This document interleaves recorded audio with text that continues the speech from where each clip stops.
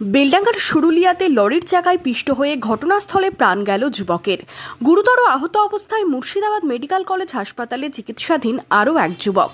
জানা গেছে, মঙ্গলবার সন্ধ্যায় দুই যুবক মির্জাপুরের বাড়ি থেকে বাইকে বড়ুয়ার মোড়ে যাচ্ছিল। পথে সুরুলিয়া এলাকায় জাতীয় সড়কের ধার দিয়ে যাওয়ার সময় বাইক থেকে রাস্তায় ছিটকে পড়ে আসমান শেখ। লরির চাকায় পিষ্ট হয়ে ঘটনাস্থলে প্রাণ যায় ওই যুবকের। আহত হন তার সাথে থাকা আরও এক যুবক। তাকে প্রথমে বেলডাঙ্গা গ্রামীণ হাসপাতালে নিয়ে যাওয়া হয়, পরে তাকে মুর্শিদাবাদ মেডিকেল কলেজে স্থানান্তরিত করা হয়। আর তখন নিচে নেমে যায়, দিয়ে পুরো স্লিপ কেটে যে পড়েছে, মাথাটা নিচে নামতে গিয়ে বাইকে স্লিপ কেটে পড়াকে পড়ে আর মাথাটা গাড়ি গেল আর মগজটা পটাকে বেরিয়ে গেল। আমি দেখলাম তো ওখানে দাঁড়িয়েছিলাম, আর তখন আমার মনটা খারাপ হয়ে গেল। আমি যে বললাম বন্ধু বান্ধবকে এলবাজারে যে এই ব্যাপার একটা অ্যাকশন হলো, বাড়ি করে তো বলতে পারবে। একটা ভেজা ছিল আমার কাছে।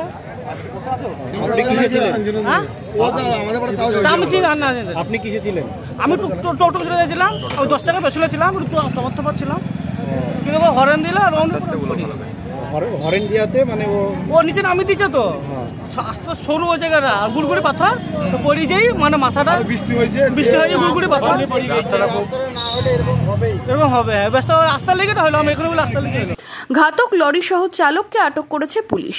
দুর্ঘটনায় তরতাজা যুবকের মৃত্যুতে শোকের ছায়া নেমে এসেছে গোটা এলাকায়।